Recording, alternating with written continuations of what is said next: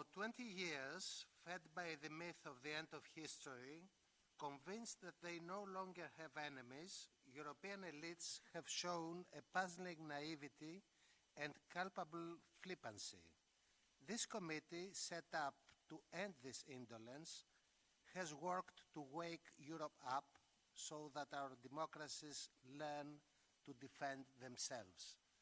I think this quotation by MEP Glucksmann encapsulates rather the crucial political importance of this issue, an issue that in the past was thought to be rather technical, but now it's one of the most topical issues, especially in the context of Russian aggression in Ukraine. Defending democracy in the EU from foreign interference is the topic of today's high-level briefing, and I thank sincerely our esteemed members of the panel.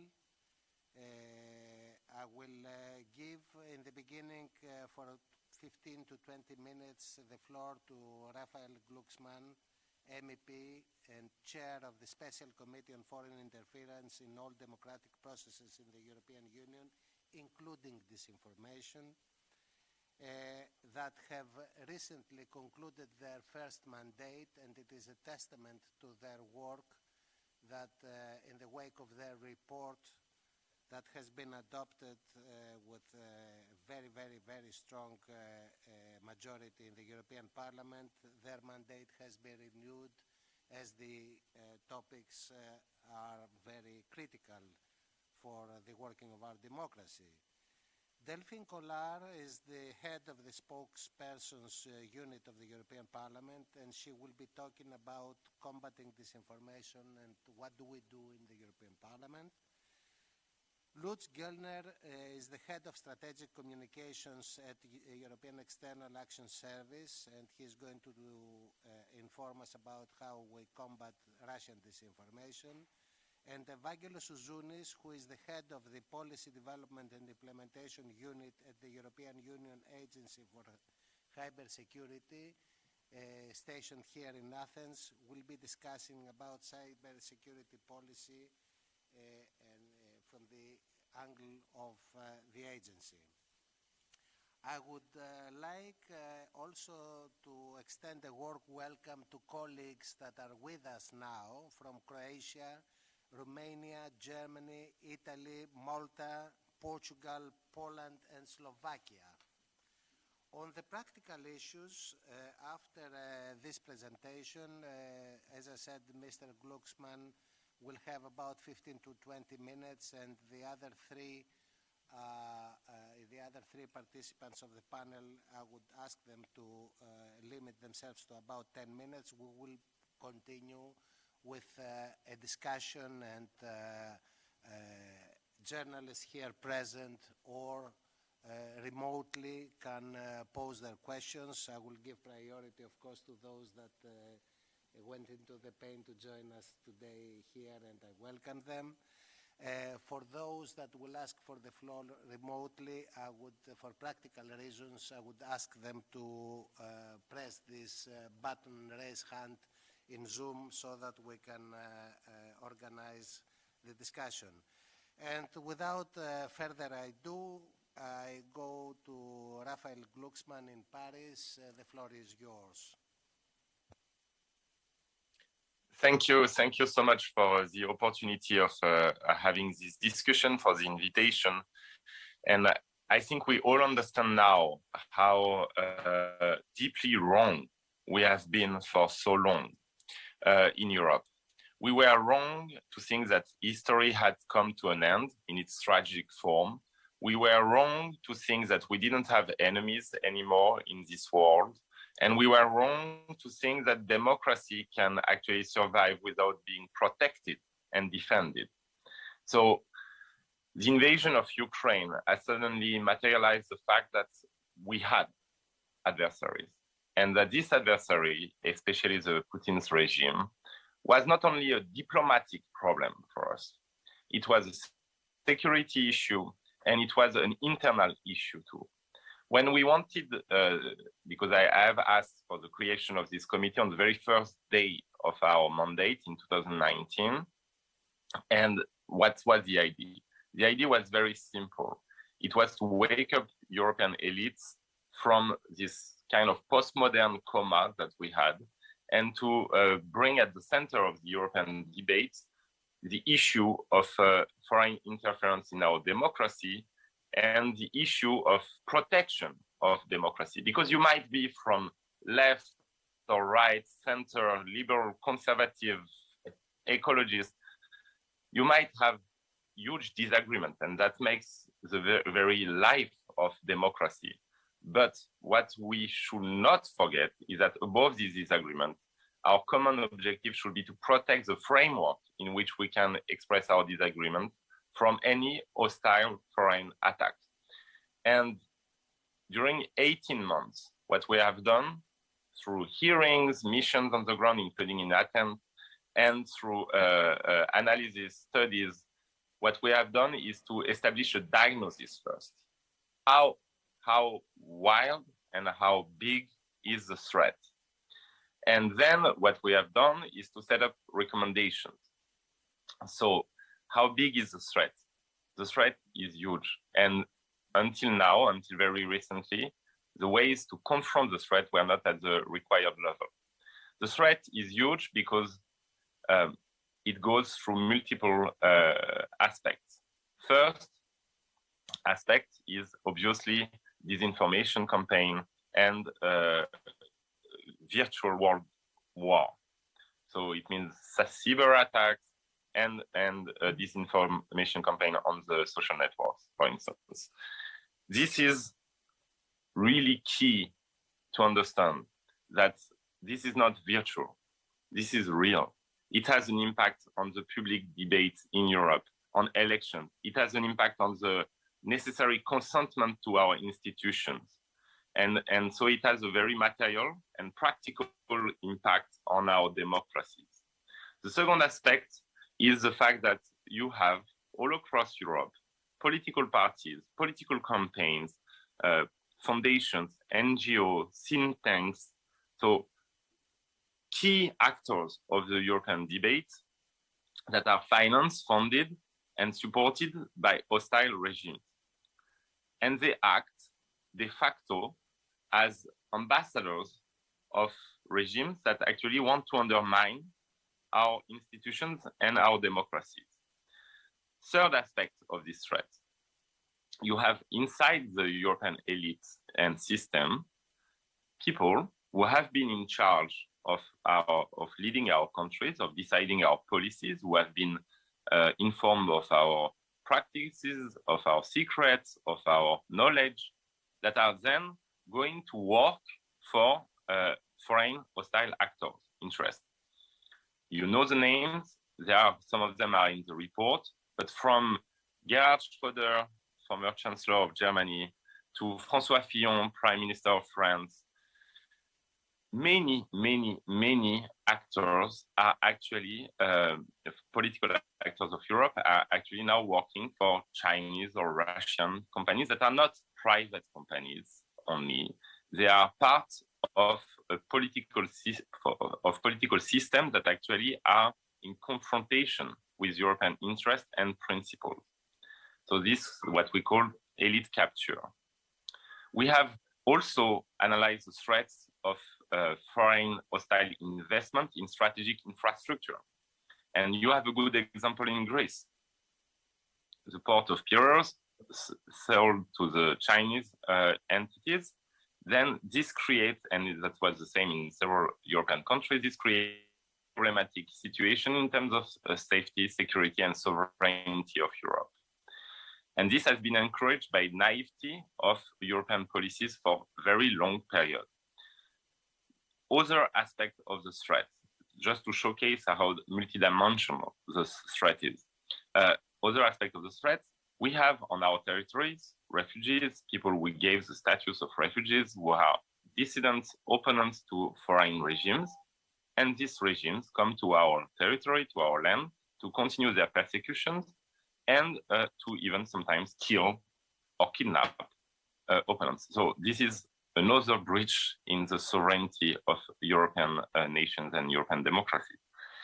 So you have basically a wide range, and I'm not quoting all of them because it will take too much time, and I think the most important thing is that discussion we should have, wide range of threats that makes a systemic threat. And for a very long period, we took one threat after another, one action after another, and having sporadic responses. So the first thing what we call for is systemic response. And to understand that this threat is a systemic threat. So we have to confront it in a systemic manner. The recommendations we have in the report are very, very wild also. I will not announce all of them. I have to excuse, by the way, the rapporteur of the report, Madame Cagnette, who is not well and could not assist. But the recommendations are very wild. And first, it takes note that you have now very good basis for responses. And Lutz Guellner is here, so I want to pay a tribute to the work of his team, because when we created this committee, it was at a moment when the consciousness was rising already. So we have the basis to respond to these systemic threats. What we need is more means and more strategic attention even than what we have today. And these recommendations, so they have parts of negative recommendation, what I call negative recommendations, which is to improve the sanction and make it permanent the sanction system for against cyber attacks or against any kind of interference. It goes also to the ban on foreign funding outside of the EU and the AFA funding of political parties, political campaigns in Europe. So you have, it goes also to the pressure put on the social platforms, and so that they deactivate the actors of foreign disinformation campaign. So we have a wide range of what I call negative actions that are requested by the European Parliament, so that our democracies will be more protected and so that our capacities of deterrence will be enhanced. But we have also positive recommendations, because at the end of the day, the main defense that we have against foreign interference in our democracies is to make our democracies more lively, stronger. And so that's why we touch upon also on issues such as the financing of independent journalism, or a whole of society, what we call a whole of society approach, which means how to involve civil society actors, think tanks, NGOs, whistleblowers inside our response system to foreign interference. And just a word there, because we had a very important mission during our committee work during these 18 months to Taiwan.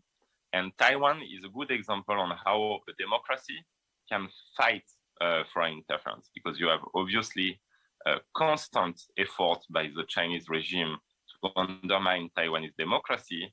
And the response of Taiwanese authorities and Taiwanese society has been really something we should draw lessons from, because instead of closing up their system, they actually open it up more and more. And they have managed to build their democracy while being under attack. And the way they build it, the way they responded to these attacks, is by maximum involvement of society inside and governments. I mean, maximum cohesion, inclusion approach. And this has produced very, very important and good results we should learn from. So basically, our committee is, of course, trying to wake up Europe, but now that Europe seems to be more awake, it gives tools and asks for money, strategic thinking, and strategic attention to the topic, so that we actually can confront this threat.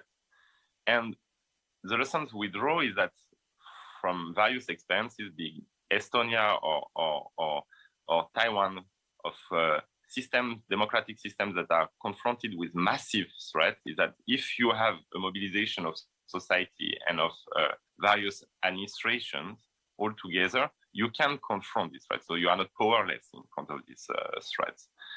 And of course, we didn't plan and we didn't imagine the attack and the invasion of Ukraine when we started the committee.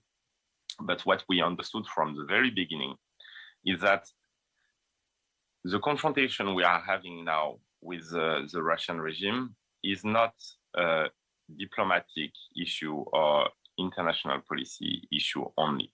It's a confrontation that makes all the traditional divisions, borders that we have in our minds when we analyze politics and the world, it makes all of them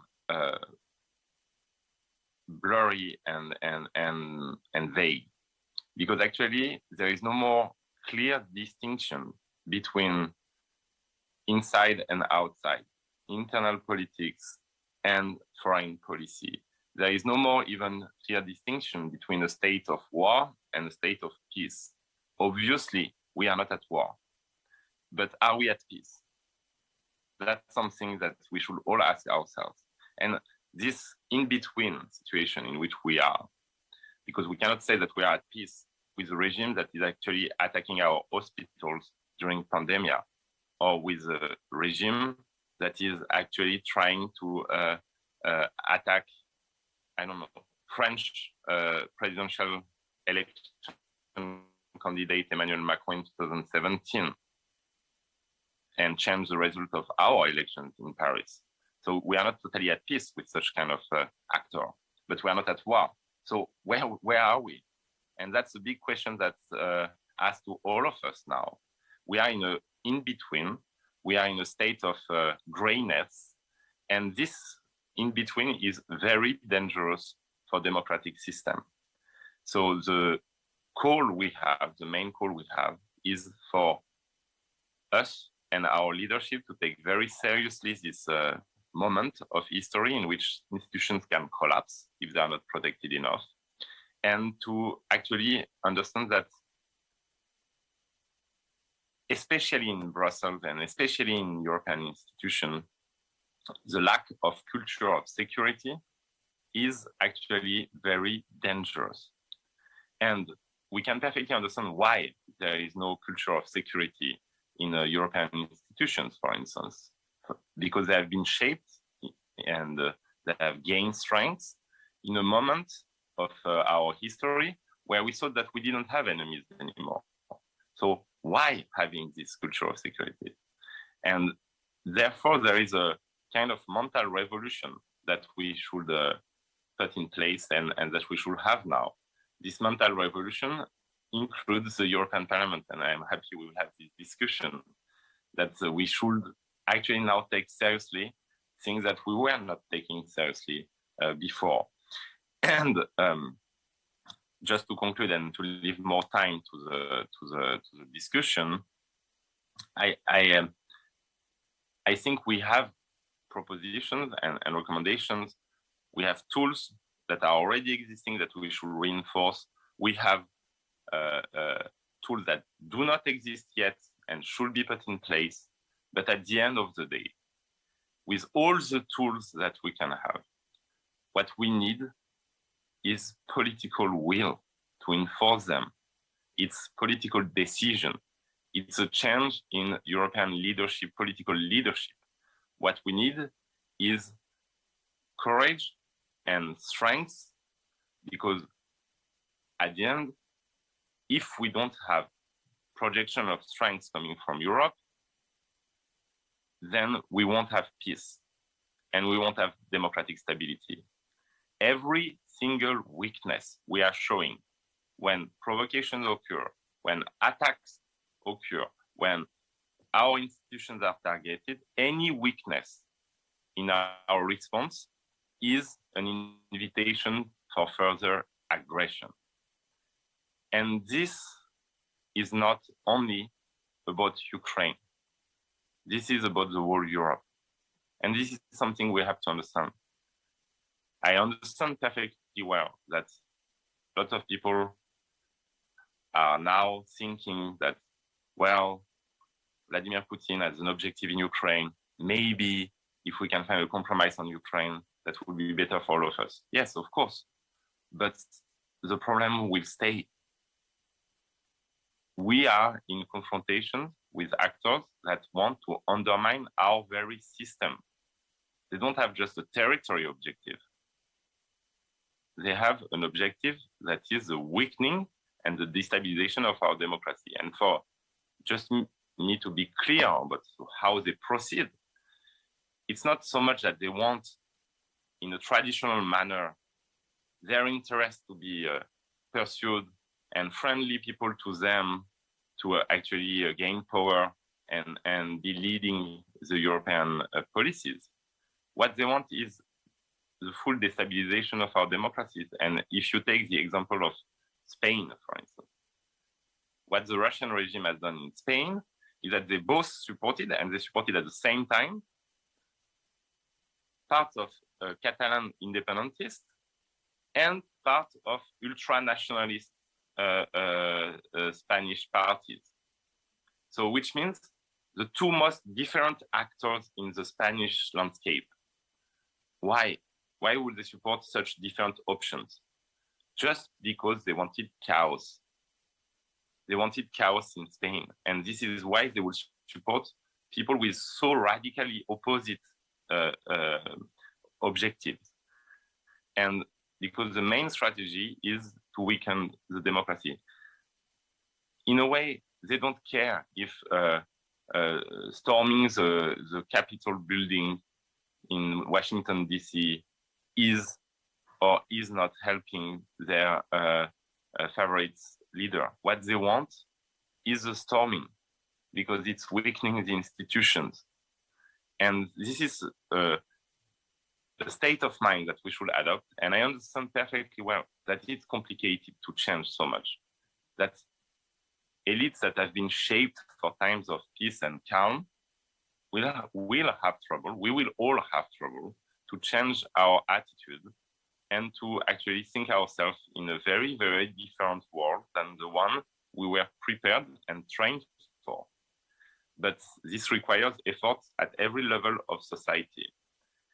And I'm very happy that we will have a discussion. I don't want to make a too long expose, but I'm also happy to tell you that the rising awareness is so strong now that everybody understood in every group, except few individuals, that not only it was important to vote this report with a very vast majority, but it was also very important to understand that it's not a one shot, and that there will be a constant effort from the European Parliament to tackle these issues. And this is why there will be a second version of the Committee on Interference, ANG, and that we will be able to go on with our work. Our objectives will be very clear: to first see and check how the recommendations are put in place, continue to analyze what's going on and what are the strategies adopted by these foreign hostile actors, mainly Russia and China, but not only Russia and China, and to actually make sure that we will have free, fair, and most of all, free from foreign interference elections in 2024 in the whole Europe. And this is a matter of democracy, but it's also a matter of sovereignty. You cannot allow hostile regimes to actually think that they can play with your institutions. This is not being progressive, idealistic, or conservative there. This is just a question of pure coherence and commitment to transmit to others what we have inherited, which is a continent at peace and shaped by democratic institutions. So this is what's at stake now. And I think we are living a decisive period of our history. Either we will get out of it stronger, with more commitment to defend our institutions, with more involvement of citizens inside the public debate, with more conscience that democracy is fragile and therefore needs to be protected, or we might collapse. There is no certainty in this period. And this is why every decision we take or we don't take will have an impact and a long-lasting one. So that's really a moment of truth for all of us. Nobody has a clear response to how it will go, but everybody, I think, in the European institutions is mobilized to make sure that we get out of this crisis stronger than before. Thank you for the clarity of this wake-up call and the clear political message that comes out from your presentation. I'm turning now to my good colleague Delphine Colard, who is the head of the spokespersons unit of the European Parliament, to put forward her presentation on the response that we are having in this institution. Thanks a lot, and thanks a lot for associating me in this briefing. I think coming after Chair Glucksmann is not an easy task, but I'll try to explain what we do from the small team that's from the administration in the European Parliament, tries to address the question of the information manipulation from a strategic communication perspective. As explained by the member, disinformation is not a new policy challenge, but it has enhanced over the past year, and we see an increased number of countries and proxies that have been engaging in disinformation. And social media are clearly part of this game, and they amplify more the most emotive messages. They also have taken advertising money and power away from our traditional media. So this is a new landscape we are facing, and it is a clear threat, as outlined by MEP Glucksmann, to all democracies. It's all democracies and all systems in themselves that are the target. And there it's key to increase resilience, as recommended by the INGE committee. What we try to do is also to work together with our colleagues in External Action Service, in the Commission, also to describe better what we face. To clearly distinguish between sloppy journalism. It's not misinformation, it's not sloppy journalism. It's not either harassment or hate speeches, which are falling under very legal definitions and are banned and you can go legal remedies against. We are falling in this in-between of disinformation, this catch-all word that was used in 2017 of fake news, that now has been politicized and meant different things to different people. It shifted to disinformation because there you could clearly see that there was an intention to harm. And what we try to use now when we discuss the topic is to shift to more the concept of information manipulation that I said in the beginning. Because what we are looking at is not especially the content, but mostly what is the strategy behind, what is the intent behind, and what is the degree of coordination between the dissemination of a specific narrative or specific message. We've seen this from the administration of the Parliament for the last years, trying to work with the colleagues, and I think a significant improvements or a wake-up call has been the COVID-19 pandemic, where significant action had to be taken in terms of strategic communication to address the issue of the pandemic, because there we have seen an unprecedented wave of misinformation, but also disinformation and information manipulation that created this infodemic environment that was described by the World Health Organization. Some were accurate, some were not, but it was really difficult, and it was made difficult for the citizens to find trustworthy source of information or reliable guidance. With COVID, we were no longer talking about just false narrative that were targeting the EU or that were targeting specific objectives, but really dangerous theories that were threatening public health and safety.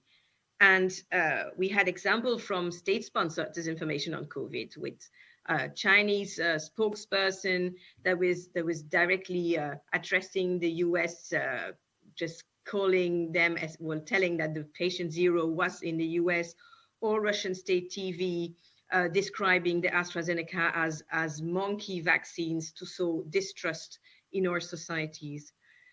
we see that no, not from a public health and safety, but from a security angle, as outlined by Mrs. Glucksmann when we talk about the pro-Kremlin propaganda and pro-Kremlin proxies and disinformation. And there, I'm sure that my colleague Lutz Guellner was more specialized in these foreign aspects will come back on their tactics and tools. But it addresses also the work of our members in the European Parliament. Everything is used by pro-Kremlin outlets. They cover resolutions that have been adopted by the institutions, for example, on the EU-Russia relations in September. It's presented as a very vague text, presenting the Parliament as a toothless, powerless institution.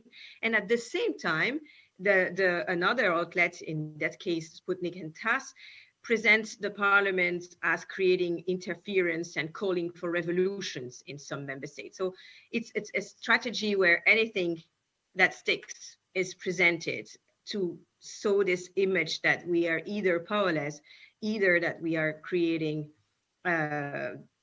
sowing division in their own member states, in their own members. So as Secretariat as such, what can we do? Well, we try to support the members and we try to implement what they present in their resolutions, and especially now the serious and very thorough work done by the INGE committee. As we know, there's no silver bullet. It's just not one single answer, and we need a whole society approach, and we need this wake-up call that Mr. Glucksmann was referring to. What we do is what we developed a toolbox together with the Commission, the External Action Service, that is clearly lead, but also civil society, to make sure that we can participate at least in addressing the question. Of course, we are doing analysis and monitoring, trying to have a better situational awareness of what we are facing.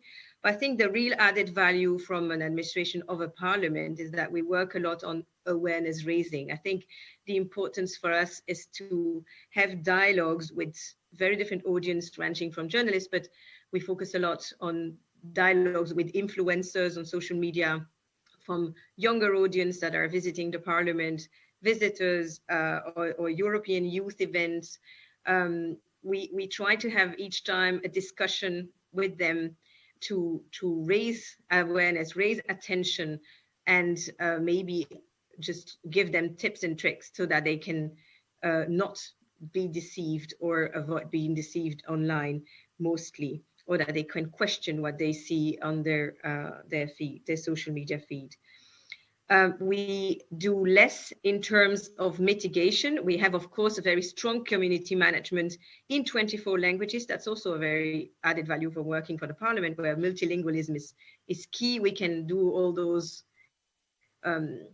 sessions and discussions with youth and other audiences in 24 languages. I think it's something that Rapporteur Kalniete was also very much underlying, the importance to reach out to the audience in the different languages when we discuss this topic, and to avoid staying in the bubble.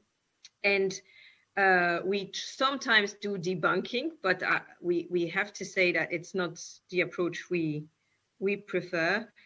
What we do is, when we find elements that could be problematic, I think we share them proactively with our colleagues so that they can expose them, a tool that the External Action Service has regarding foreign actors and that the Parliament administration does not have, of course, because we are there mostly to support the actions of the members.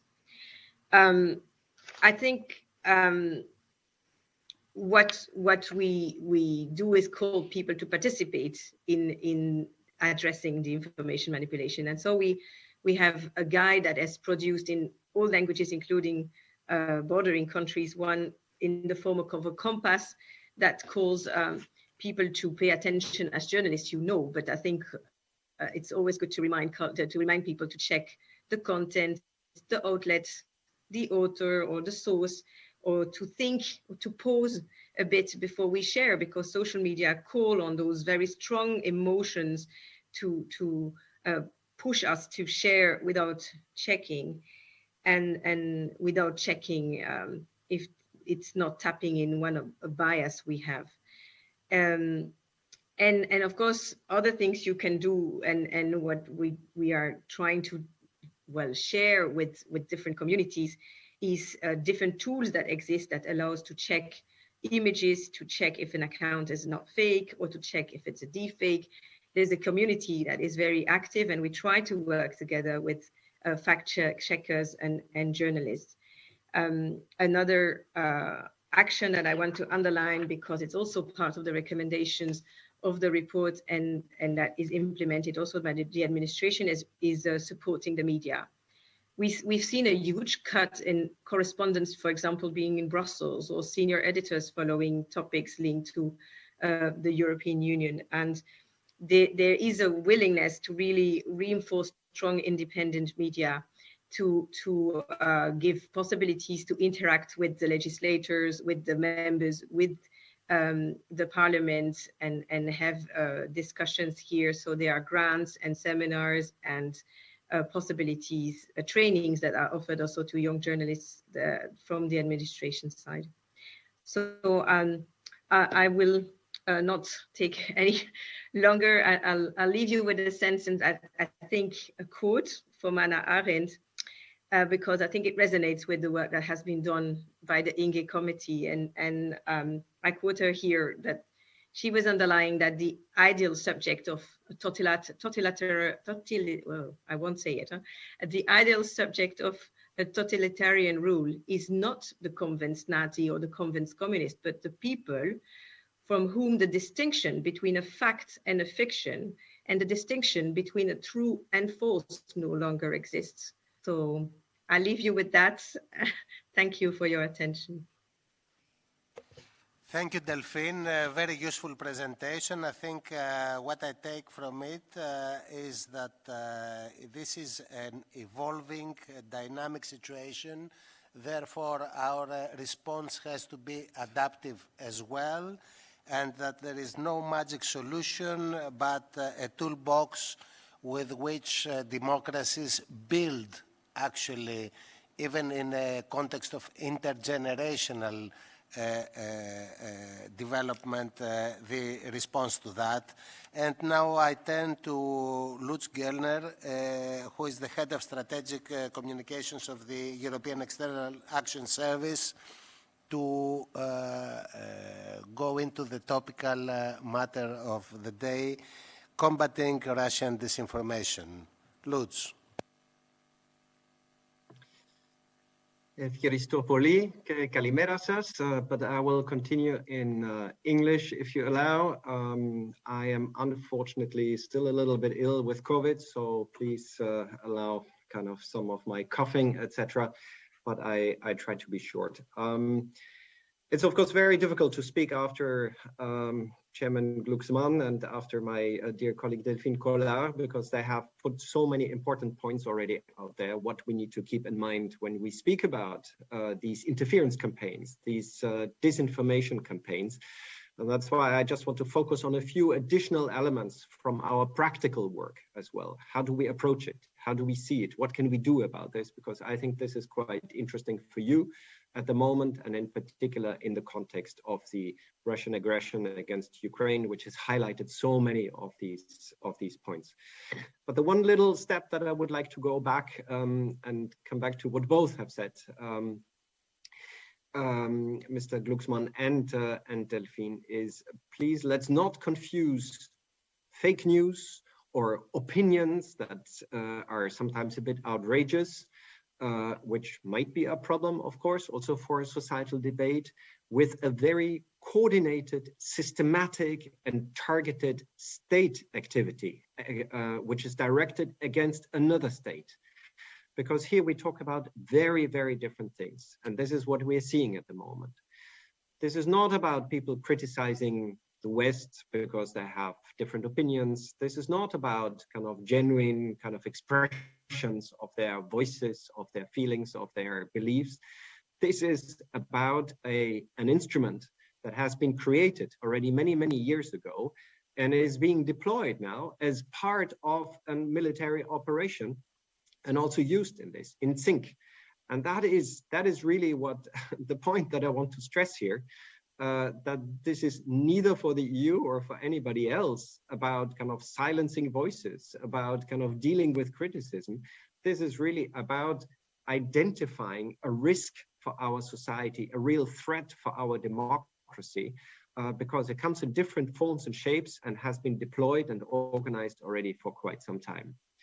So that's why the term disinformation or fake news is actually not very good in this context. It's the systematic, coordinated, state-organized, state-sponsored information manipulation that comes in different forms, as Mr. Glucksmann also has outlined. And I will close with this outlook also in the future. So just a few comments on our work also in this area. And I'll spare you a long expose about the genesis, about the history of this. But in 2015, right after the annexation of Crimea by Russia, right after the first war in eastern Ukraine, the European heads of state and government have actually already recognized that there is a problem.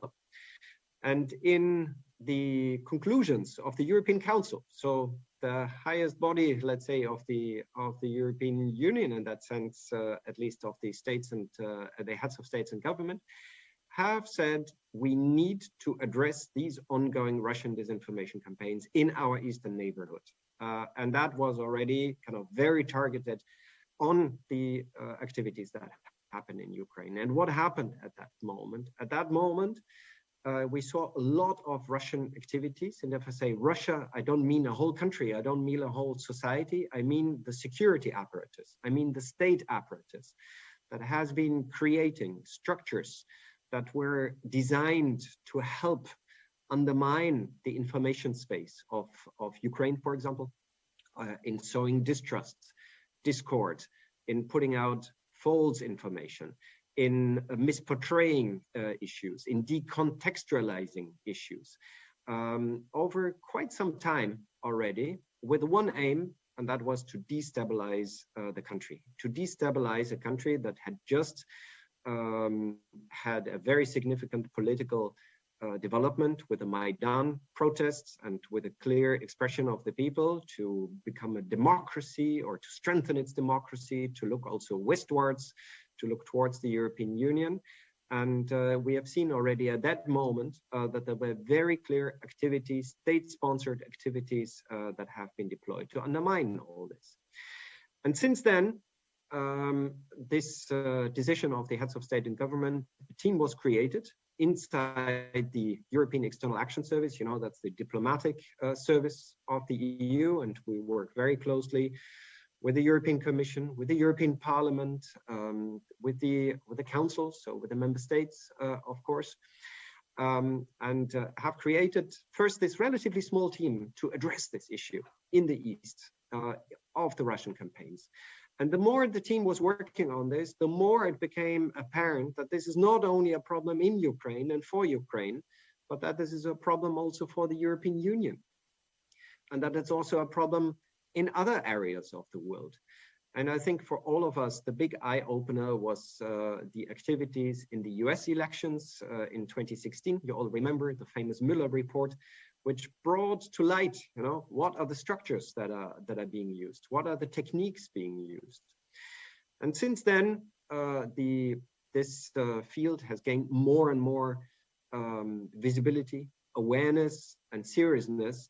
And I think culminated now with this Parliament committee that Mr. Glucksmann is chairing, and really my big kudos to him personally, but also to the entire committee, because this work is so important to raise awareness and to support the work that structures like mine and many others are basically doing.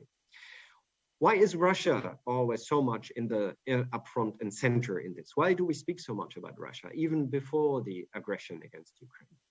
Because Russia has a system perfectionized, let's say, where kind of all these activities have been coordinated, where all these structures have been put together in one perspective. And how does that work? It brings together instruments like very legitimate activities and structures. For example, the spokesperson of the foreign ministry, other government communiques, that you would see as more classic public diplomacy instruments.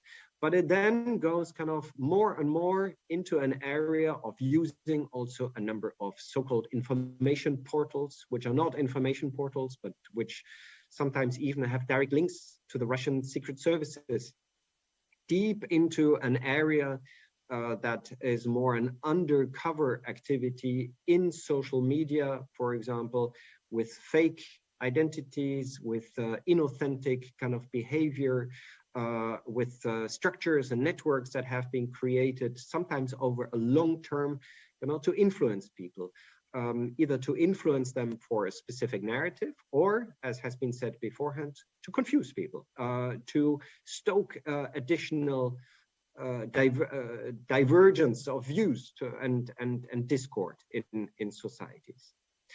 So this has happened. It has been documented.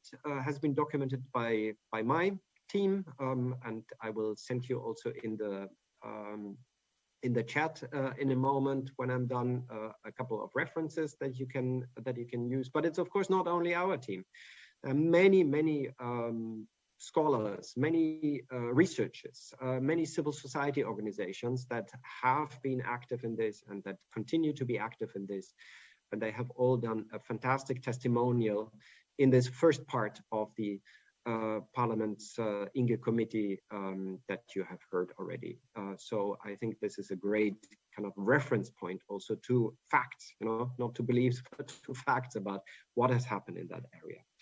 Maybe just a few points on what we're seeing at the moment in terms of these campaigns, and then what we can do about this. And then I stop because also my colleague from ENISA wants to say a few things.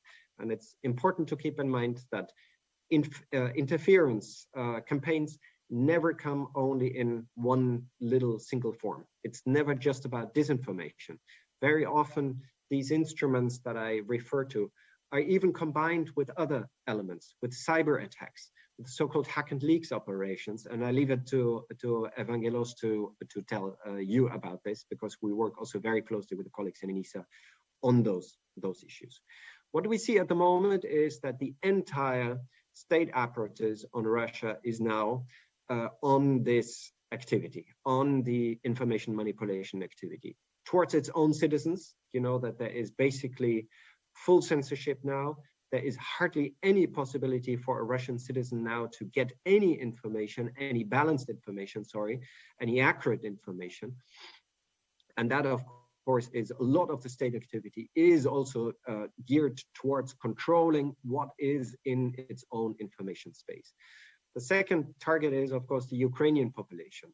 Since 2014, and of course even more now over the past few weeks and days, it has been targeted on Ukraine to confuse people, to undermine the leadership, to brand the Ukrainian leadership as Nazis, as incompetent, as also with false information that they have fled the country, etc. Just always to undermine stability. And in the end, of course, to accompany its own military aggression. But let's never forget, and this also concerns Greece, it is also targeted at the European Union with three main aims. The first one is to reverse kind of this idea of cause and consequence. So where does the aggression come from? Why has this been started?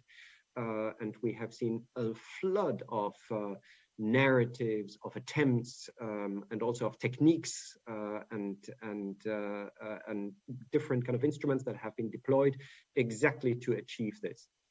The second thing is also here to portray Ukraine as a corrupted, not even a country, that doesn't have a right of existence, and that needs to be with Russia.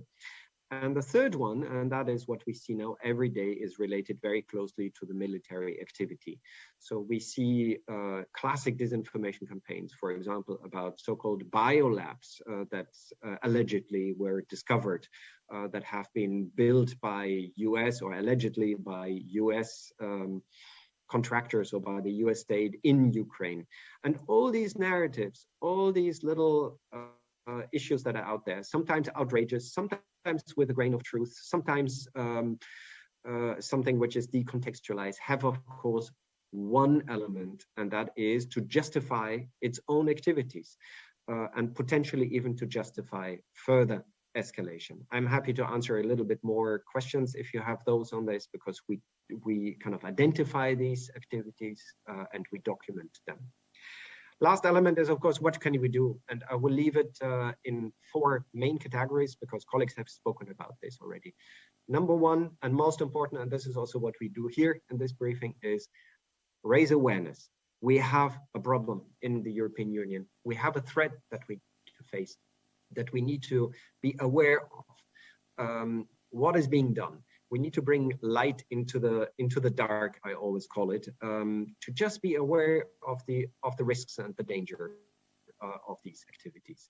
Number 2 is, of course, we need to strengthen our own possibilities of dealing with this. And I think Delphine has spoken a lot about this. These are many, many, many different areas that we need to tackle in media literacy, in supporting civil society, etc. I will not repeat everything of what she has said. Sometimes it looks like, oh, there are so many things we need to do at the same time, but it's true because there is no one single thing. We need to do it really across the society, as Mr. Glucksmann has said. The third area nobody has mentioned so far, so I will mention it. We also need to work very closely with kind of the ways how these things are disseminated. And that is, of course, the social media platforms. We have at the EU level kind of created very tangible, not only instruments, but even legislation, which is currently in the European Parliament, the Digital Services Act, but also more precise, let's say, code of practices, which is sort of rules of the game for the internet companies and for the social media companies, you know, that they need to abide by and that they should implement also to address this issue. And last but not least, of course, we need to react sometimes directly, sometimes by not only exposing, but also by creating mechanisms that allow us to impose costs, you know, on these disinformation actors. And we have done something. We have imposed sanctions on two of the most prevalent kind of disinformation outlets, if I can call them. That is Russia Today and Sputnik. Not because we did not like here and there what they have said, or that they have an opinion that we don't agree with, but because they have been used over years as a systematic tool to undermine, to put into question the territorial integrity of Ukraine, and now in particular in the current context have been used also to support kind of the military aggression. I'm also happy to elaborate a little bit more. This is not censorship. This is very consequential sanctions against instruments that are not news outlets, that are basically instruments of the Kremlin, of the state apparatus, with close links also to the security services to support kind of this military aggression here. I think I'll stop here, otherwise I'm too long, and I'm happy to answer, of course, any question later. Thank you, and back to, I don't know whether it goes back to Konstantinos. Thank you, Lutz. Thank you for shedding light into a complicated strategy that has been used by the Russian authorities in this context of multidimensional aggression that we are facing now. And I'm turning now to Evάγγελος Ουζούνης, who is the head of Policy Development and Implementation Unit for the European Union Agency for Cybersecurity. And we're looking forward to hear for this very topical issue. So good morning, Konstantinos. Thank you very much for inviting me. It's a pleasure to be here with you. Congratulations also for taking the opportunity to, shed light on an important topic, and also give the opportunity to present a fantastic report that was developed by the INCE committee and Mr. Glucksmann in person. We have read the report with great interest, and we only can congratulate, Mr. Glucksmann and the people who participated. in the drafting of it. It was honestly, we had the opportunity to welcome Mr. Glucksmann in Athens, a couple of months ago with some of his, colleagues. We had the opportunity to debate about the matter before even, all these events, in Ukraine. This is a real problem, and indeed the report is a wake-up call. It's not that we didn't know. Of course we knew, but we never, understood the impact of it. We never went, we didn't understand the depth of it, so it's a great opportunity now that we have a real case to see how it works, and how it is honestly affect our lives. And NISA is an internal market agency. It deals partially with the topic, and our focus is mostly to help the member states, develop their capabilities, to develop, their expertise on cybersecurity. And of course, usually together with misinformation, disinformation, there are cyber attacks, coming along the way. And this is something that NISA really cares about and helps, a lot private and public stakeholders, in defending themselves, becoming better. We are not an operational agency, as you probably know. We are developing slowly, our skills, our capabilities in this area, but still, you cannot call us an operational agency. But allow me to say that the topic of cybersecurity and its relationship to the disinformation, misinformation, developed rapidly over the years. We have seen a lot of important policy initiatives taken, by the heads of state, by the Commission. I can talk about the NIS Directive 1, which was an important milestone, helped, the member states to develop their own national structures, like, for example, a cybersecurity agency, to develop a cybersecurity strategy. Also, the NIS Directive 1 introduced particular requirements for the private sector, especially the operators of essential services, as they used to be called, particular critical sectors.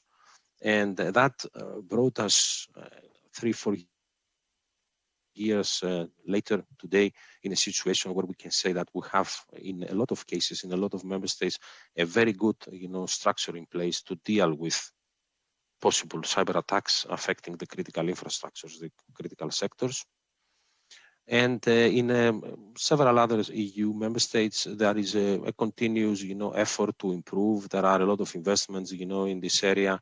And we are very optimistic that things are catching up, and that was the purpose of the NIS 1, is to actually achieve a common level playing field in this area. Many more activities, of course, came, like, for example, the strengthening of NISA's mandate with the Cybersecurity Act, and additional resources that were given to NISA. And of course, now there is a follow-up policy initiative with the NIS Directive 2. It's almost done, some final negotiations here and there. And we see also a lot of policy initiatives related to sectorial cybersecurity, like, for example, DORA for the financial system, or the electricity code for the energy sector. And I'm mentioning all this just to say that, we are becoming up to speed, because this is an area that we believe is going to affect us if, things are getting more serious. I guess you follow the news. Yesterday, there was an announcement by President Biden, who said that, he expects such kind of targeted cyber attacks, on critical infrastructures in the US. This is something that we fear as well that might happen in Europe. And for example, the last weeks, the cyclone, an important body of the member states, is activated the alarm cooperation mode. They are meeting on a more regular basis. They're talking on understanding the situation, appreciating, how things are developing and what needs to be done. And NISA is part of this structure, and of course, together with all the partners, the External Action Service, already mentioned, is the good colleague. And of course, we are in contact with other entities, the Europol EC3, the CERT-EU, and so on. are collaborating and giving strategic and technical information to the European Commission and to External Action Service to better understand, where we go and what needs to be done. Are we in a perfect situation? I wouldn't say so. So we still need to progress. We still need to, deepen our cooperation on during a crisis, understanding, how to help each other during a situation like this, being able to help. That's why there was this important concept, put forward by President von der Leyen, called the Joint Cyber Unit. There are still things to be done, but I'm 100% sure even more that, this current crisis will accelerate, our understanding of the problem, will accelerate the momentum, and will definitely help, member states to invest more, come together, share information, and help each other during the crisis. And misinformation, disinformation is a part of a total campaign that can be used also to interfere with important vital services, electricity, the financial system, ability to do transactions, and also more modern, let's say infrastructures, telecoms, internet, of course, the social media. I mean, all these things are important components that we have to be very much aware of and collaborate and share and become better. And we can be proud of ourselves, for the progress that we have done the last 3-4 years, and the political engagement from the top, also the European bodies like ENISA, who focus their efforts and try to do a lot of important practical work to be used by the member states, but also the member states themselves, who become more and more digitalized and understand the risk, and now try to develop a policy framework, a tactical framework, and also an operational framework to deal with such phenomena. And we can proudly say that we are in a good shape, not at the best possible, but still a lot of things to learn and to develop. But we are, I think, ready to deal with a crisis, with a situation that might, be a side effect of this crisis in Ukraine. And it can relate with misinformation, disinformation, and we should be aware of it, that these phenomena are usually correlated. And I will give the example of the US elections that were actually a combination of such kind of threats and attacks that had a particular cause to create chaos, but also disrupt the democracy and, ultimately, affect the way that we live. So I'm glad that this report from INCI committee gives us the opportunity, to understand what is, the stake here. Is not about having electricity, is not about having the ability to do Visa transactions or MasterCard transactions. It's our ability, to, express ourselves, to have a democratic, sense of purpose, and, the ability to elect, the leaders, that we want to govern us. And this is actually the mother of our fights that we give here. And this report actually was an eye-opener for a lot of us. So thank you, Mr. Glucksmann, for this. And thank you also to the local European Parliament office in Athens for giving us the opportunity to debate about this. And I'll give the floor back to Kostadinos. I'm happy to answer any questions if there are any.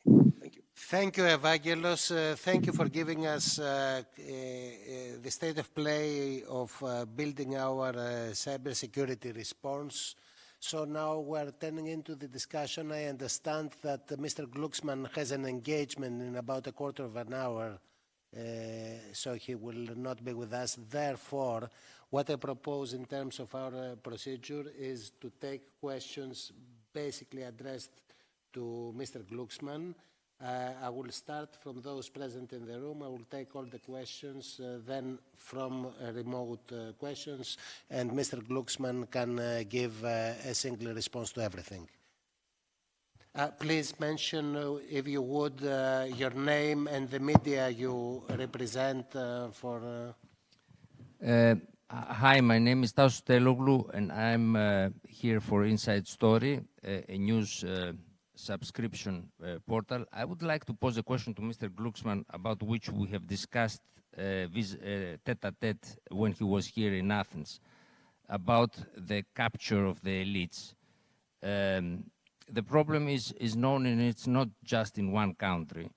Do you propose, we have seen now with the Ukrainian thing, the aggression of Russia, we have seen that some of the ex-politicians that were working for the Russians have resigned, while others, like Mr. Schroeder, kept his post.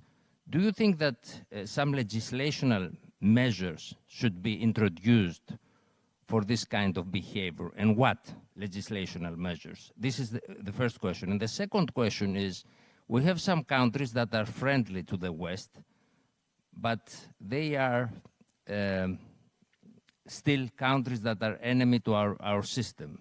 I name Saudi Arabia, some Gulf states, and Azerbaijan, for example. They are not totally innocent in that matter. They can still slice a journalist. So what do you think about that? Other questions from the room, notably for Mr. Glucksmann?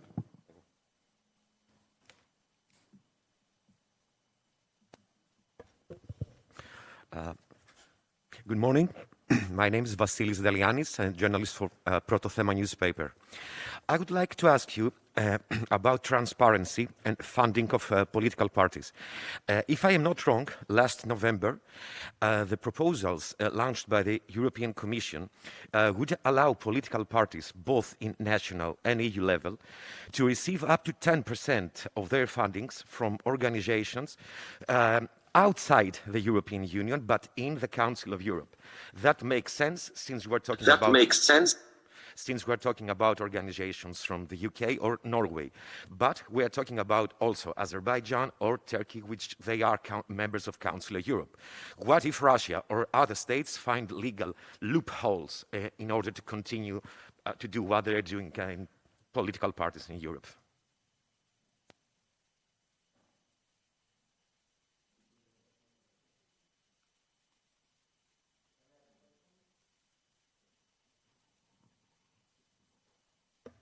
Okay,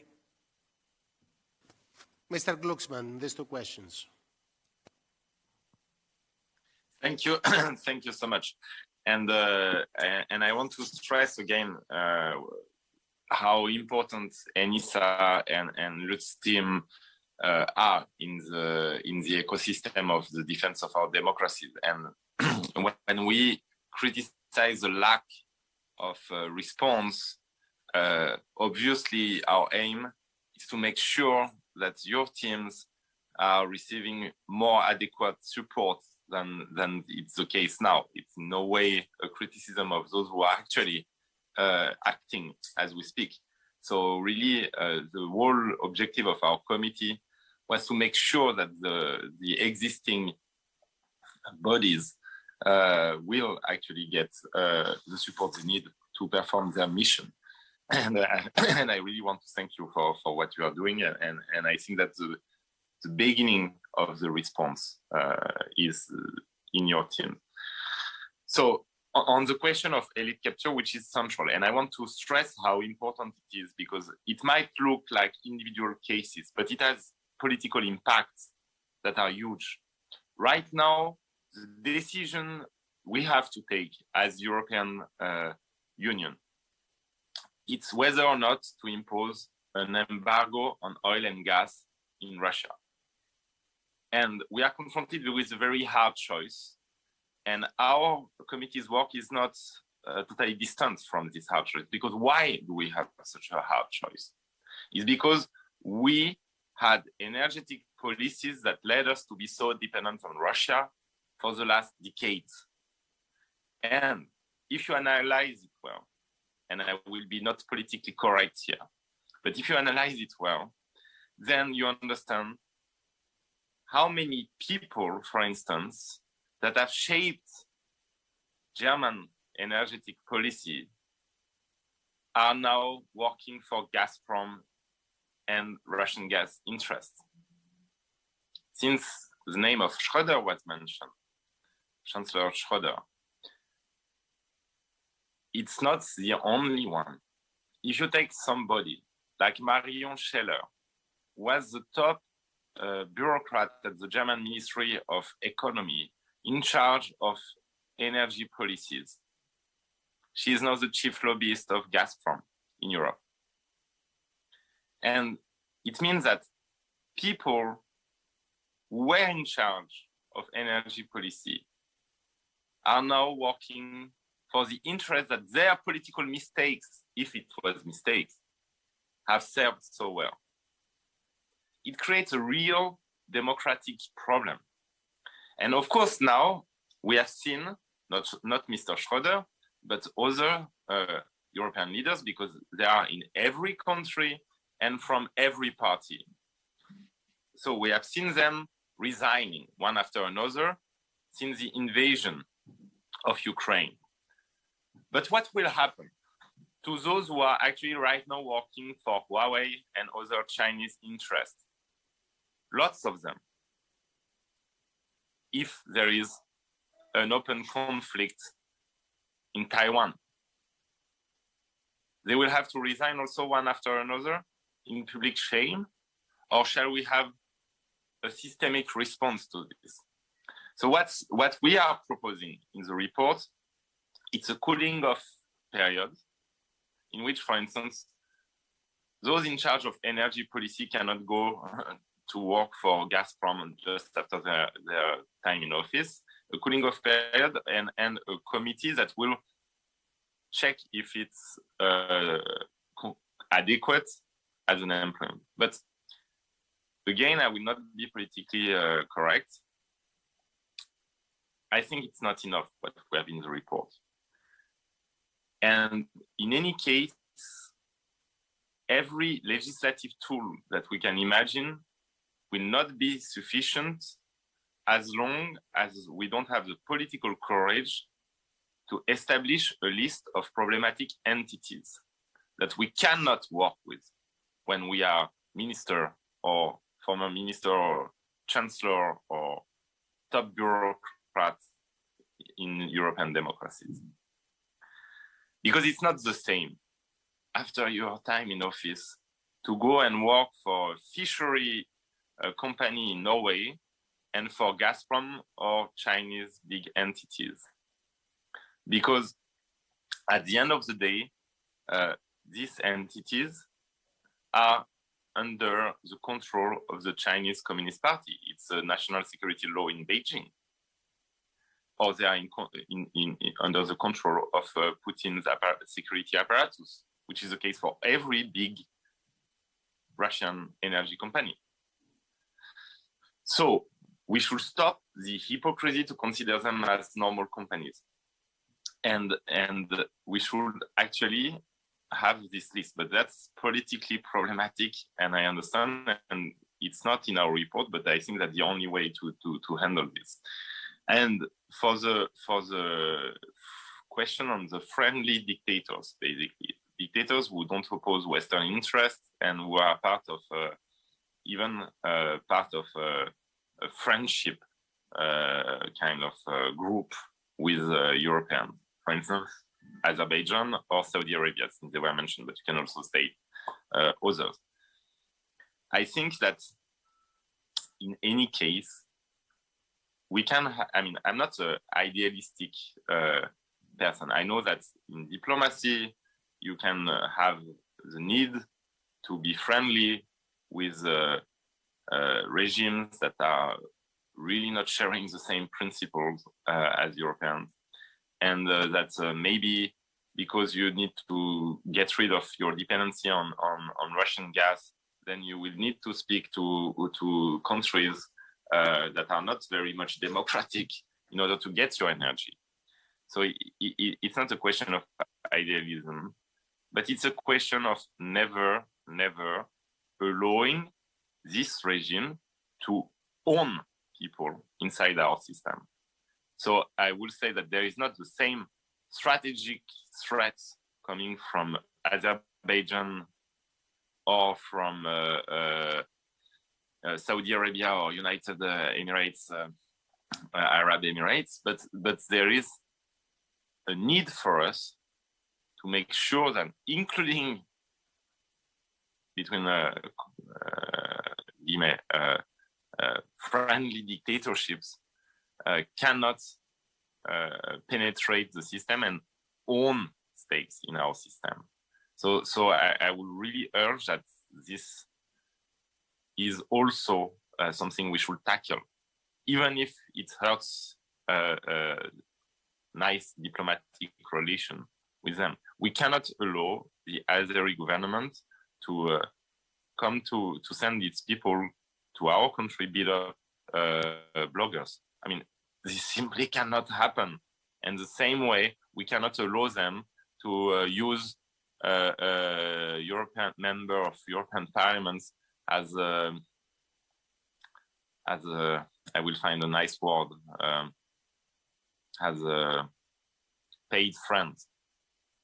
So this is something that we should make clear. It's not the same level of threat for our democracies, but it should be the common rule. To block any form of interference. It doesn't mean that we don't have good diplomatic relation with these capitals, but there should be diplomatic relation between two separate entities. So you can advocate for real politics toward some of these countries, but you cannot allow yourself to be penetrated by their interest and their corruption schemes. So for me, that's very clear.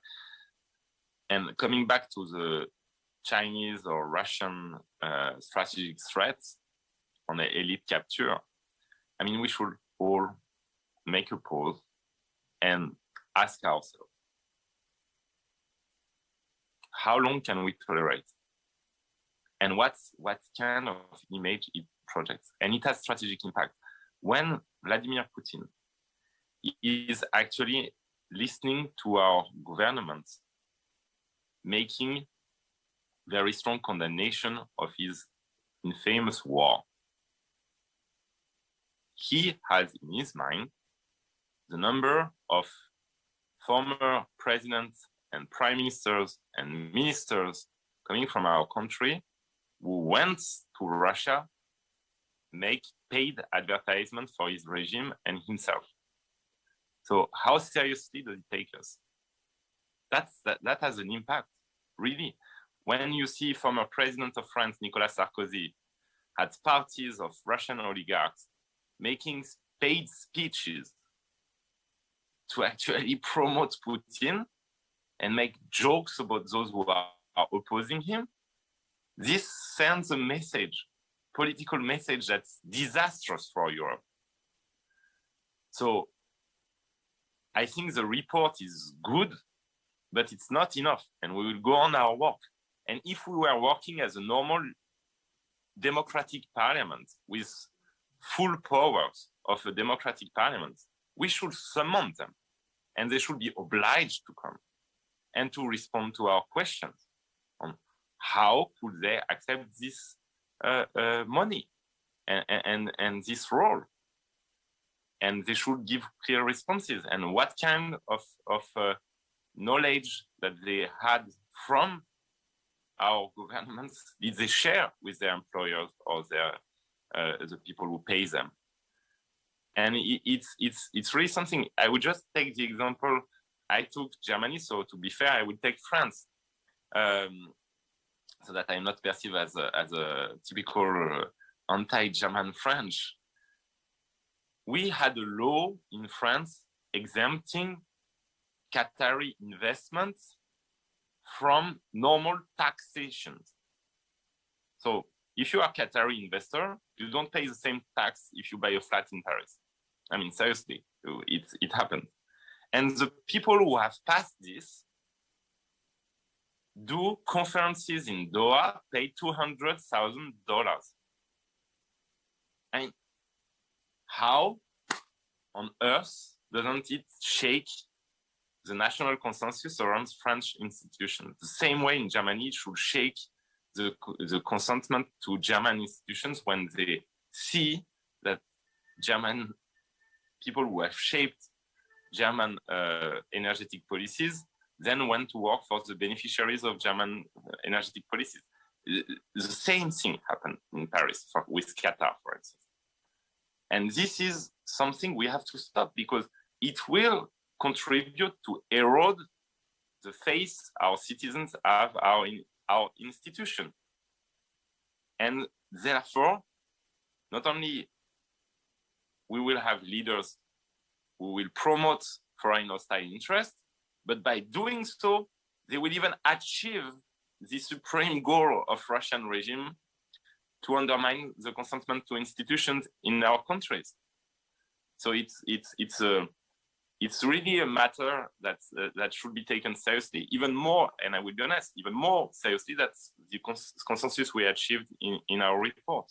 And it will come. Time has changed. So nobody thought that German Chancellor Olaf Scholz could make his speech to the Bundestag when he announced total change in German defense policies. Like 15 days before, you would have read this transcript, you would have thought it's impossible. I mean, German SPD doing this speech. But still, now it's done. So now we think it's impossible to have this list of foreign hostile entities for which you cannot go to work when you have been a minister or a top bureaucrat in Europe. We think it's impossible, but in 15 days, we might have it. And we should have it. So that's my response. And it should not be a universal legislation. I mean, let's stop being hypocritical. Again, Norway is not dangerous for France or for EU. So you can go and work for a Norwegian fund, no problem. But you don't do the same with a Chinese or Russian fund. Then on the financing. Well, for us in the report this time we have been very clear. There is a need for banning financing of political parties from outside EU and EFA, because we cannot control these funds, simply. And not only should we do that, but also should we apply it to political campaigns in general, not official political parties. And we should be much stricter in the control of, I don't know the name in English, void men, I don't know, the people who will be used from the inside of the EU to actually channel this money. And and we should also have a kind of, and it's in the report, a kind of legislation, even if we don't quote it as FARA in the US, registering those who are actually lobbying. You have French think tanks, I will speak about what I know, who are actually receiving direct money from Chinese state. And then they make reports with all the appearances of legitimacy on China and on what should be EU policy towards China. And they're invited in the media as the heads of think tanks. I mean, and they have to disclose some of their funding, but in very general terms, so you don't see who is actually funding them. This cannot last. I mean, this is not only a matter of moral here. It's a matter of security and sovereignty. So we should be much stricter on this. And I understand that we have 27 different legislations on political funding and funding of civil society organizations. But that's a defining moment. So if we want to create this European political space and this European common debate, we need to have not exactly same rules everywhere, but we need to have an harmonization of these rules toward the same objectives. And the same applies to golden passport or golden visa, for instance. How can we create really this common space if you have countries inside the EU that are selling the capacity to enter the system while we in other countries try to prohibit this foreign influence? This is a moment of truth. So we should see the and it's not an opportunity because it's a disaster, but we should see this momentum to reshape not only our policies toward Putin, that were marked with naivety and blindness, but our internal organizations. And since you have quoted Hannah Arendt, I will stop with quoting a German philosopher. He was killing my nights when I was studying philosophy, so it's not my favorite ones, but I will quote him. It's Hegel.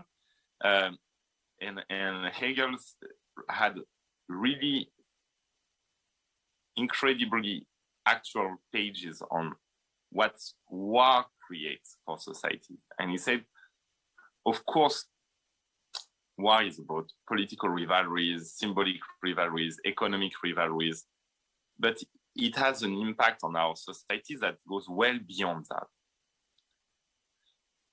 It leads cities to reshape themselves and make sure that all these forces inside the city that were sure to be totally autonomous and to have an autonomous life and not to depend on anything else than themselves, suddenly they understand that they need the whole thing to be protected in order for their own protection to be ensured.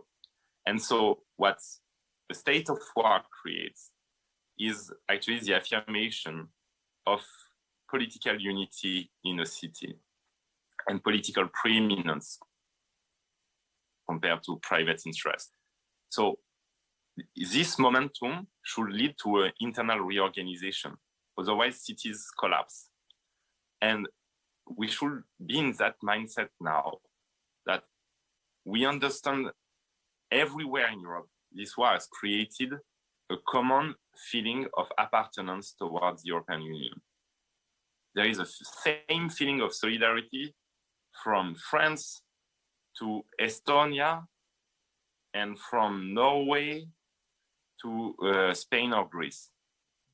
Norway, I'm mistaken, sorry, from Finland to Spain or Greece.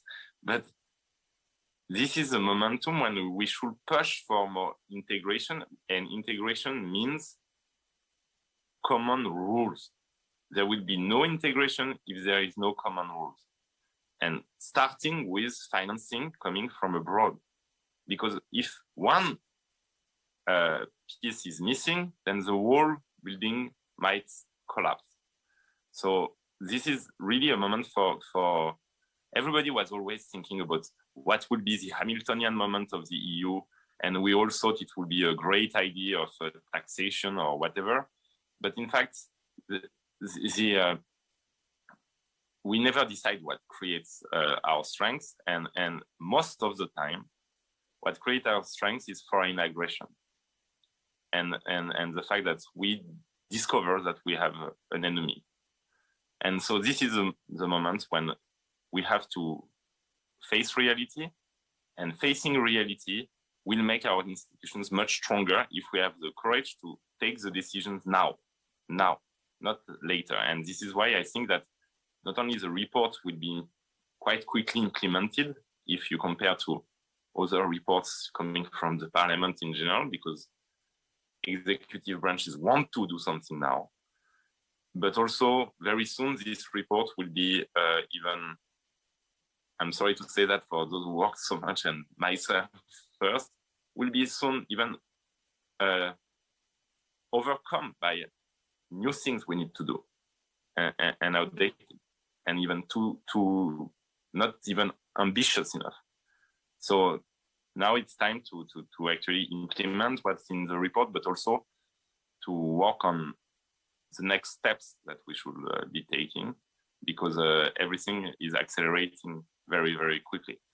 So I'm sorry I have to rush to another meeting, and it was really a pleasure to have this discussion. I was too long as always, but that's okay. And now I give the floor to others. And before you go, instead of saying thank you and farewell, I will read you a message we just received from Malta about you. Not a question, but I just want to go on record stating that Mr. Glucksmann's frankness is exceedingly refreshing to see from a politician. Bye. Yeah. You know, one lesson I have learned is that we should always come back to the roots of democracy, which are in your town, in Athens, and we always speak about isonomia, we always speak about democratia as pillars of Athens democracy, but there is one third pillar that we always forget about, which is parousia.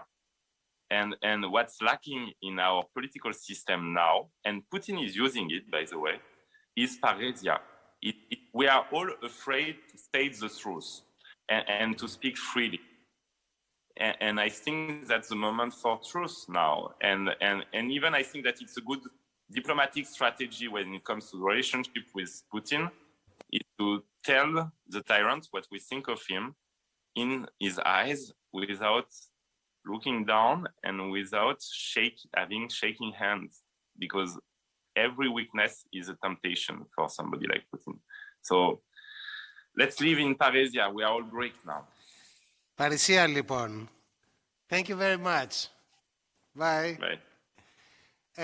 I'm turning again to our guests here and online guests. Any questions for the other three members of the panel? Yes, please.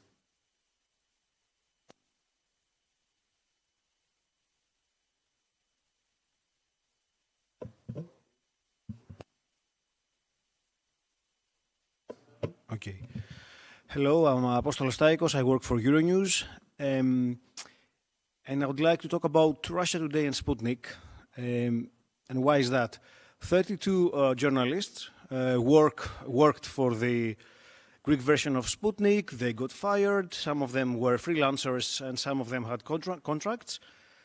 They got no compensation because they were not fired by their employer. It was a political decision.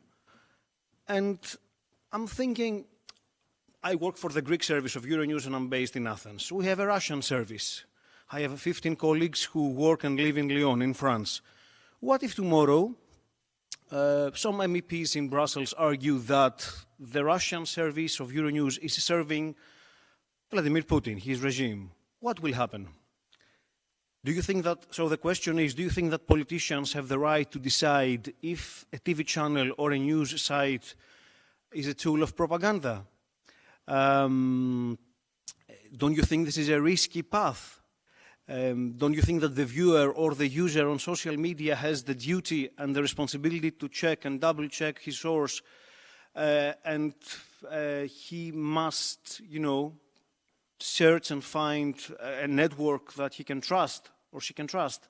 Is it your job to decide if Russia Today or Sputnik or Euronews or any other Greek or international news organization is a tool of propaganda? Thank you. Thank you. I propose that we take all the questions and then we'll have one last round, if necessary, from our panelists. Other question, please. Online. Okay, I see that lunch is approaching, so it's accelerating the thing. I'll give you the opportunity to our panelists for a closing statement and perhaps answer to the question we had from Mr. Staikos. We'll take the same turn. Delphine? Yes, I'll probably leave the floor to Lutz on the question that was addressed, but we share the same position. Russia Today and Sputnik have also been barred to use from audiovisual services in the European Parliament because they're not media, they are just an outlet by a government, and they are at this point they are affected by the sanctions that are imposed to Kremlin's outlet.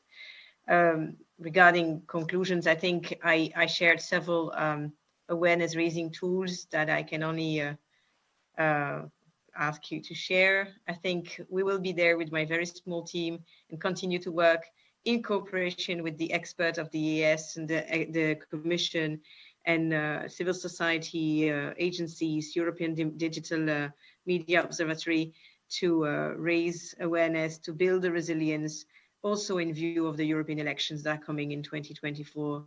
If we see how national elections are targeted by disinformation, information manipulation attempts regionally, nationally, last day, and not to talk about the American elections, the US elections, this is something we really want to prepare. And where we will count on working together with journalists and media to relay what is discussed and what we can do together. So I'll end it here, and I'm available if there is any help needed on getting more information about the work of the Parliament, the members, not only in the INGE committee that will start with the second mandate. I'll share the mandate for the INGE 2 in a way, and that will start its work. But for example, Mr. Glucksmann was mentioning the golden passports or the financing of political parties. All those elements, including advertisement online and DSA, DMA, are being discussed at the moment. So it's something where you can definitely go and address the members that are discussing being rapporteurs of those files. They will be extremely happy to discuss with journalists from all over Europe. This is those are all very timely discussions, as we have seen today.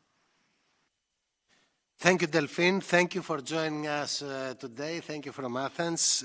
Lutz? Thank you. And maybe just a few words on the sanctions again, because this issue was, I felt at least it was addressed to me. The most important issue is always to keep in mind that these are no bans because there have been opinions that the ones or the others don't like. These decisions that have been taken by all the member states, unanimously, by the way, direct themselves against not journalistic media houses, not editorial free kind of structures like Euronews, for example, or like many others, but against kind of an outlet or two outlets in that sense that have been used for nothing else but support a government opinion. And there is a big difference if you have, let's say, maybe controversial opinions, or you have opinions that the people don't like. I think our democracy can deal with them, and they should be able to deal with them. And that's why the freedom of expression is such a high good in all parts of the European Union, and should be vigorously supported. And that's exactly what we do here from Brussels.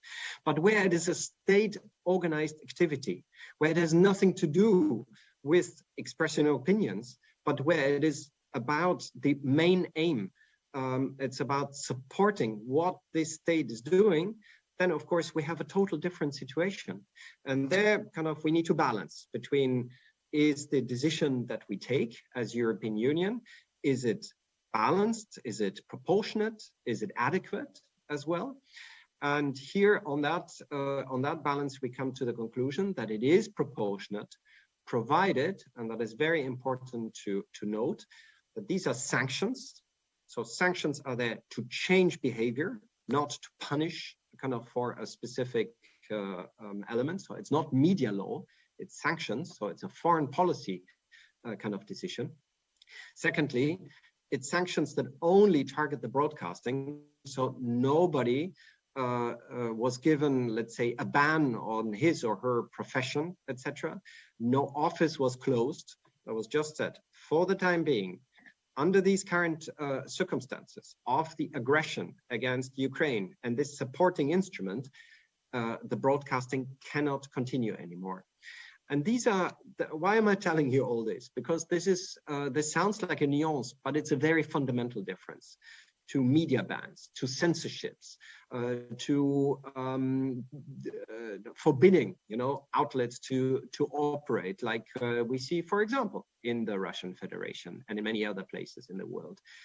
And this kind of balanced approach, this proportionate approach, we thought in this specific case, it's very, very justified.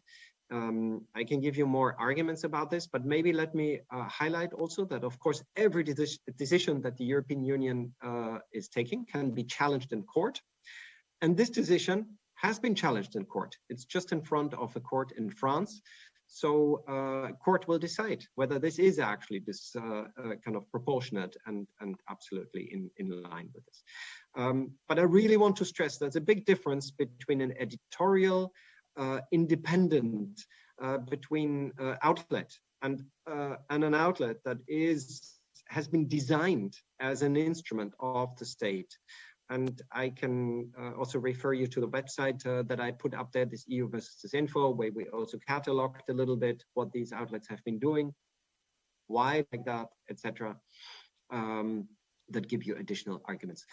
It's not difficult to argue kind of in a long distance here over digitally, but happy also to come to Athens if you invite me, if Kostas and others invite me, and happy to have this type of discussion.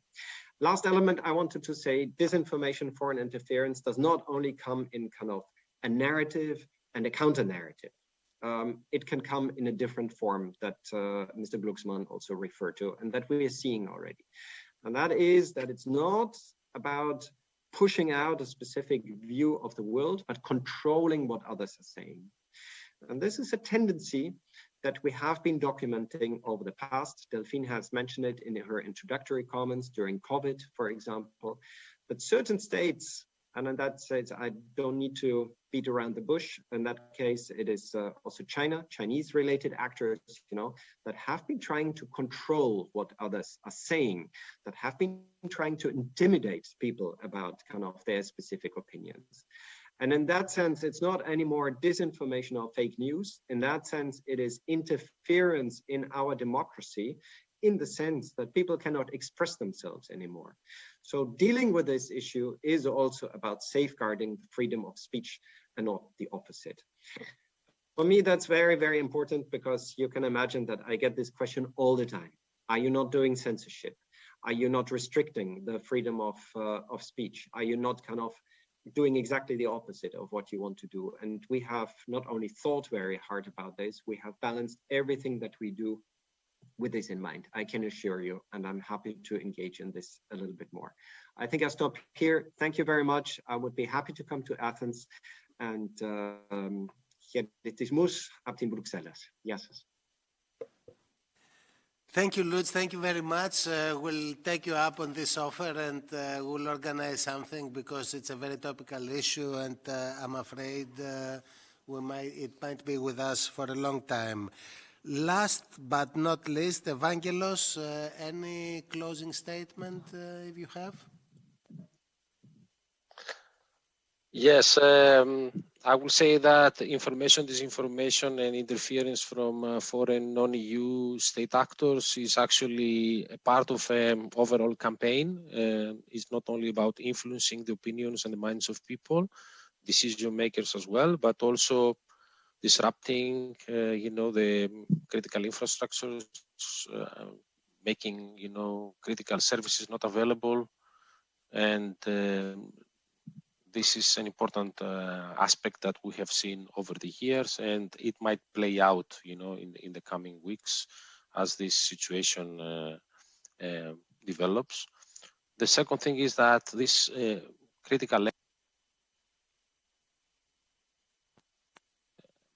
sectors are now privatized, and they are at the hands of investors, of private companies, and this is an important aspect here of a public-private cooperation to somehow become better and understand, what is the big picture and put the right priorities.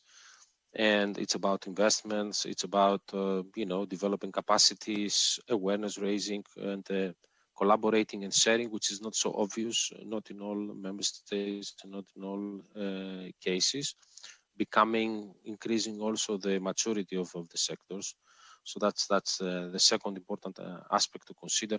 And in my opinion, the third important aspect to consider is that this is a global economy. This is, there are a lot of interdependencies at the financial level, also at the technical level. Companies use component systems, from providers all over the world. So it's extremely important for Europe to have an important discussion about its strategic autonomy, the digital autonomy, what it means for us, and how we are affected, if something goes wrong. This is something that it's looming, but I think that it requires a better understanding, and also its relationship, to, for example, cybersecurity, availability of critical services, our ability to respond to cyber attacks, and so on. So, closing, I would like to thank, the Parliament office in Athens for giving us the opportunity to debate about this matter and the report. And if, there is interest on the topic, Enisa, together with our colleagues, in Athens from the Parliament, can, find a way, to continue the debate on this matter, and invite Lutz as well. Very happy to see him in person and meet him in person. Thank you. Thank you very much. Let me express my gratitude to the members of this panel for such a very interesting discussion. I feel a lot wiser on many important issues. Let me note to everybody that my colleagues will be sharing material with you in giving you background for this discussion, and you can see this discussion, should you wish, again in the social media of our office. I would like to thank all the journalists that joined here today online, and the other offices that have been promoting this discussion. I hope you have found it interesting. And let me close by thanking all my colleagues here in the office for organizing such an interesting discussion, and most notably our press officers, Anna and Elvira, for having chosen and organized such an interesting panel and discussion. Thank you very much. Bon appétit.